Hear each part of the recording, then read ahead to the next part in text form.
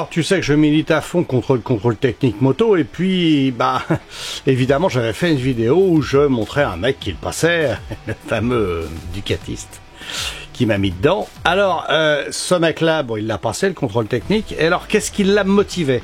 Qu'est-ce qui fait que toi, en tant que motard, tu passes le contrôle? On va mettre complètement de côté les mecs qui passent le contrôle parce que, économiquement parlant, parce que ils ont une moto à vendre, enfin, etc., etc. Tout ça, on va pas faire rentrer ça en ligne de compte.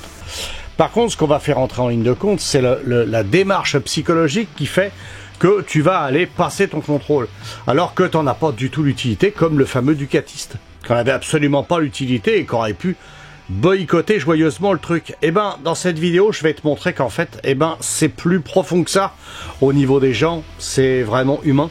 Et c'est vraiment un vrai problème parce que pour le boycott, pour qu'on puisse faire avancer les choses, il faut que personne n'y aille, ou au moins un minimum, pour que l'investissement dans un contrôle technique moto soit tellement énorme, alors qu'en fait, il n'y aura pas assez de clients pour faire tourner le bazar. C'est comme ça qu'il faut boycotter. Il faut boycotter en leur montrant qu'ils vont pas gagner un euro. Alors oui, je suis un peu énervé, puis aussi un peu déçu par le côté boycott qui n'a pas été suivi, apparemment pas assez en tout cas pour l'instant. On va voir si les motos d'après, ça va être un peu plus parlant. Mais en tout cas, pour les motos plus anciennes, eh ben en fait, il y en a beaucoup qui y ont été ventre à terre. Et c'est ce que je reproche, hein, c'est que, ben voilà, ça se limite à ça le français moyen, c'est que, bah, sous prétexte que d'avoir une autorité supérieure qui lui dit « fais ça », eh ben ce con, ben il fait ça. Pourquoi se conformer aux règles? Eh ben c'est pour pas avoir de problèmes négatifs qui vont venir se greffer là-dessus.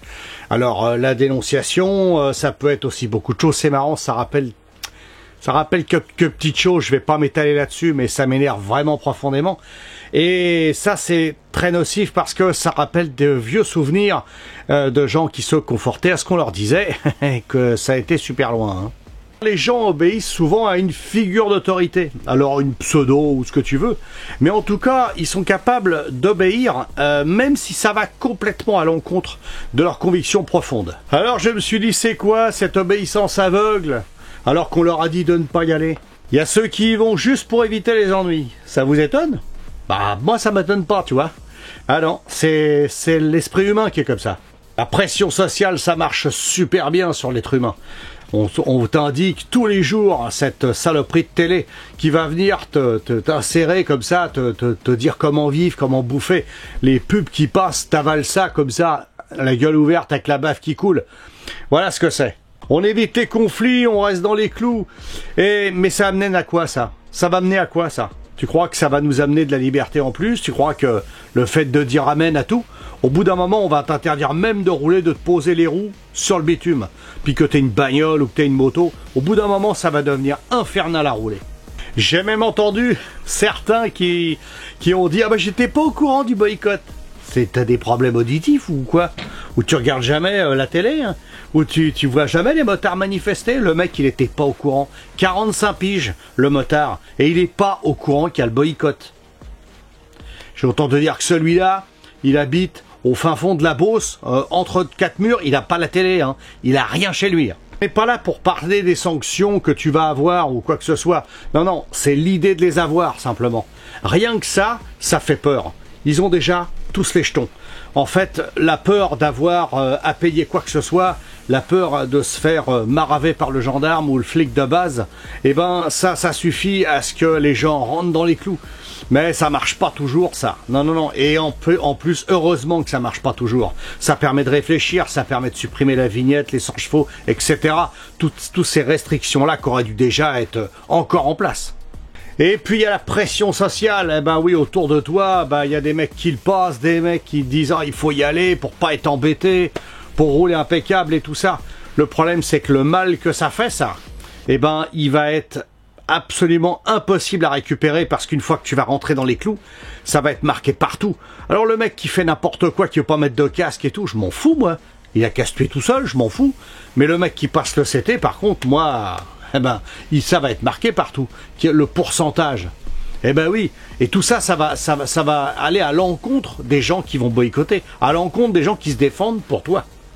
C'est comme pour aller voter, mon pote. Eh ben oui, tu vas pas voter, tout, pas de problème. Par contre, après, je veux pas entendre un mec venir couiner en disant je suis pas d'accord avec ce qui se passe.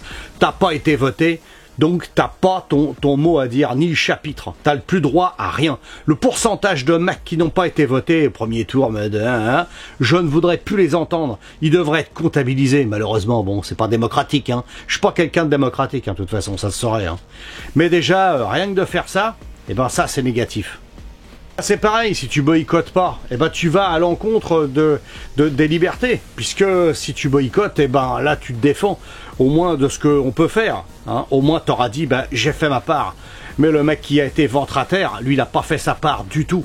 Eh ben non, il a cédé au chant des sirènes qui allait lui dire que c'était pour son bien, c'est pour la sécurité, mon gars. Eh ben oui, toutes ces années, vous avez roulé n'importe comment, il y a eu trop de morts, et tu crois que ça va jouer pour la sécurité? Mais non, tu sais très bien que ça ne joue pas. Mais tu peux pas t'en empêcher. Tu vas y aller quand même.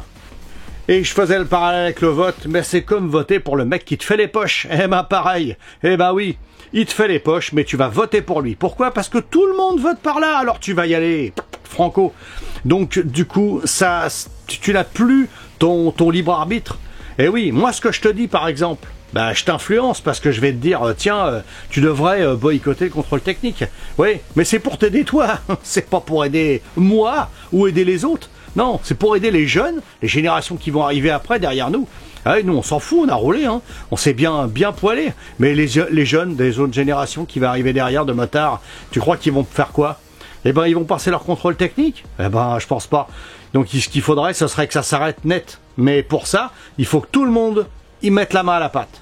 Et puis d'un autre côté, moi je pense que franchement, tous les gens qui ont été au contrôle technique, bah si un jour ils passent pas le contrôle technique, si un jour il est supprimé, eh ben, pour tous les mecs qui sont marqués à droite à gauche, et eux ils ont leur plaque d'IMAT de marquer, tous ces gars-là qui ont passé le contrôle technique, qui n'avaient pas à changer une carte grise, si c'était possible, et que le contrôle s'en va, eh ben il resterait pour ces gens-là, jusqu'à la fin.